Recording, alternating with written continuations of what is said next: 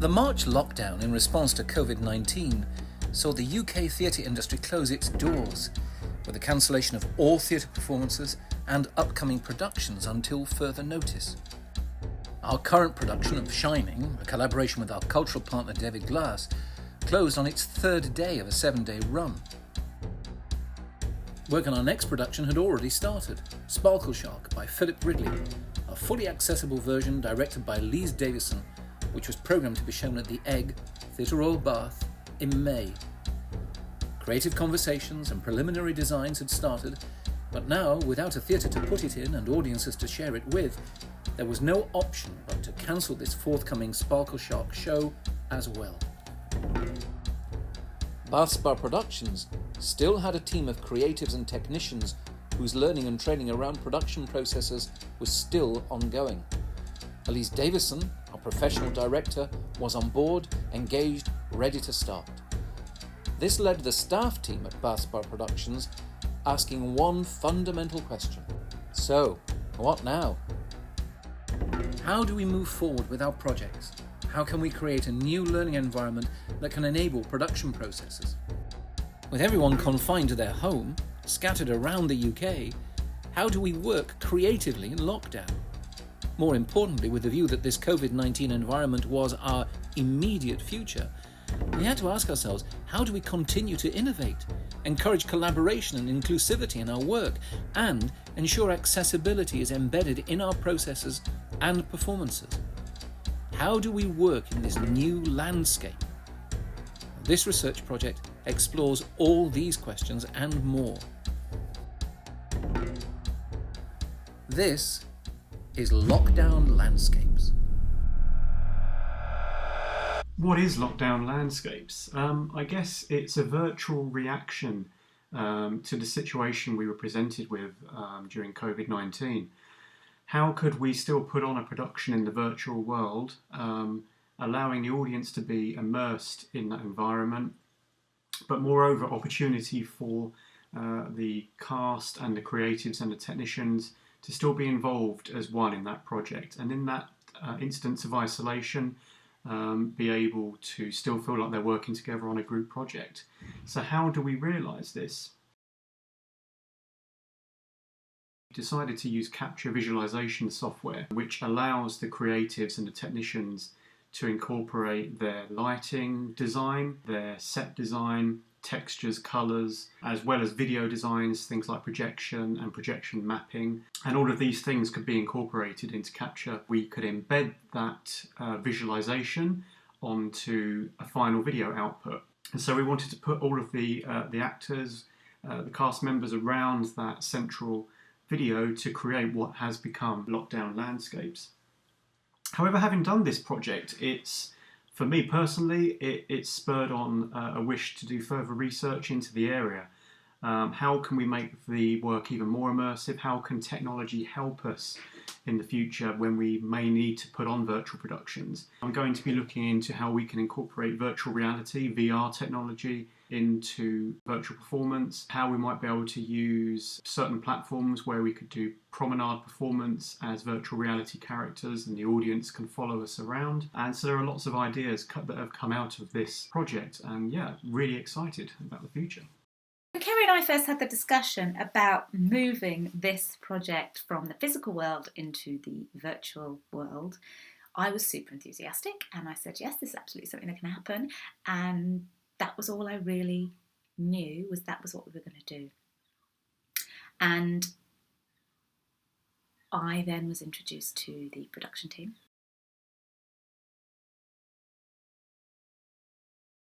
As designer, I had to create a set that would have worked if this show had been happening in a real life format in a theatre. So I worked with Elise to develop ideas and create the final model box that we have now. And the final model box was then used by the rest of the team and transformed into the virtual set on Capture. My role involved taking Kirsty's model box and turning it into a virtual set using AutoCAD. If this was an actual production, I would have also had to create technical drawings, a budget, build the set, and put the set into the venue. So for this project, I was lighting designer, This entailed me not only to build the cues and design the lighting states, but to also build the venue in CAD so we could use proper surroundings, but also to design the blocking for the piece in conjunction with the director. Basically, anything you hear, my team or myself have tampered with it in some way. My duties in this role include designing the sound effects and soundscapes, altering the issues with the recorded audio, and informing my team about any issues or changes to the design. So my role for this project would have been the video content creation, so all the fantasy world characters and their designs and their animation. The green screening process was also done by me, and this stuff that you see behind it, and the interactive stuff, which is just content overlaid onto the actors' recordings, is also me. My role on this project was the video designer and editor. This involved editing together the cast recordings, the lighting, the AV content, and assisting in a sound edit whenever necessary. So the idea that this world of the theatre and that production was kind of parallel to what was happening in the social media world, and that they kind of coexisted and they were almost a reflection of each other, really got me excited. And so that was kind of how we were working on making it happen. But trying to explain that idea to anyone until they'd seen some of the things that were possible was quite tricky. I realised that we could then overlay sound and we could play around with levels, and that not only could I talk to the lighting designer about the physical production, so moving these little mannequins around and essentially blocking a show without any actors, not only was I doing that, but then I could also block the digital production. Talk to Elliot about where I wanted whose face and how I wanted to move them around. This digital world became a stage for me, and it was about the blocking and the hierarchy and the status and the relationships and all of that stuff. And then into that we could throw animation, loads of different effects, and it just became such an exciting creative journey. I am so grateful to have been given the opportunity to do this.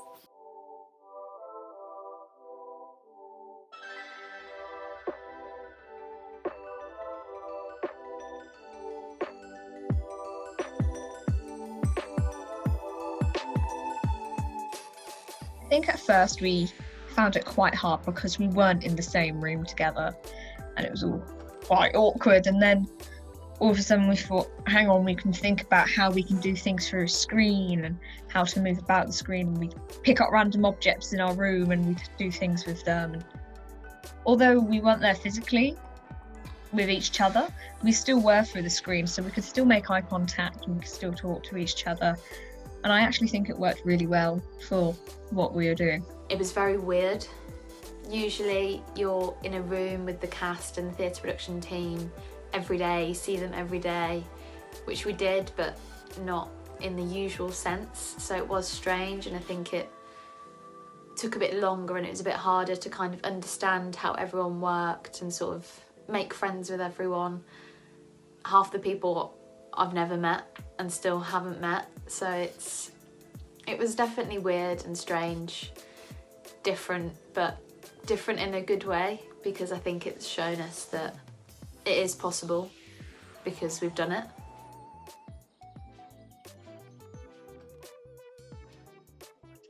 Well, I joined the project last minute really. Elise contacted me and said, would you like to get involved in this project with all these university students? Starts next week. Lovely, perfect, why not? So we tried a mixture of using BSL English interpreters, automated captions. However, with those captions, they could be a little bit interesting. For a while they would run quite smoothly, and then other times there would be some random words popping in because obviously the computer hadn't picked up the word that was spoken correctly, and that would skew the whole sentence. But that generated some laughs really. It's definitely my preference to have a BSL English interpreter there. With a BSL English interpreter, you're not just getting the language, you're getting the emotions behind people's intent as well, which really adds value to those discussions then. I also had the opportunity to deliver some deaf awareness training to the ensemble. And it's lovely because other students that were online with me could learn some little ways of how to interact. So by the end of the experience, everybody had their own sign name. SUHAILA.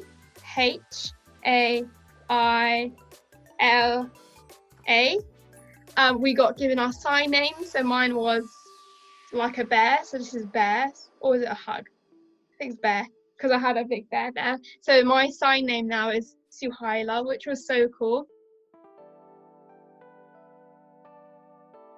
With the virtual rehearsal space, I don't think I gained anything creativity-wise or lost anything. It was pretty much the same for me. The only thing I really lost was blocking, but from that I also gained the ability to block it for myself, and that gave me some extra creativity in terms of lighting for an alternate universal state. So the sound department is very interesting when it comes to the online world. One advantage is that not much has to change. Live uses stuff like AV content for world building and storytelling, but for this it's creating its own world that the actors can then play with. So it's a different way of telling the story, but it's about as effective considering the limitations with the video recording. The overall experience was fun, it was interesting, and it was unique because I've never had to meet up with people online before in order to make a project or come up with like a piece of art. I've never had like an online commitment with, you know, a bunch of different people before, and it was unique and interesting. There was a lot of things where I wasn't sure if things would work, whether like just getting 8 to 10 people online every day, you know, and not having everybody talk over each other, but everybody was very professional. So it was a lot of fun. Yeah, it was a lot of fun. Once I realised what the project was and how it was going to work, I just had to throw myself in, because obviously I didn't, and I probably still don't, understand how it all works. Really, I'm not a tech whiz, but I have improved in that department because of this project. So that's another positive. I had to trust the people behind it, you know, Kerry and Ellie and Elise and Tilly and all the theatre production people, that they had thought of everything, planned it all out, come up with the best way for us as students to finish our degree and have not the same experience, but a new experience. Crazy! I thought it was actually so cool, but also so crazy and just so innovative with everything, like the whole fact that it's all online, and like the fact that we all, you know, regardless of this whole corona situation and having to be in lockdown, like to have a rehearsal but through our screens, I found that so special, but also so bizarre, but also cool. Yeah.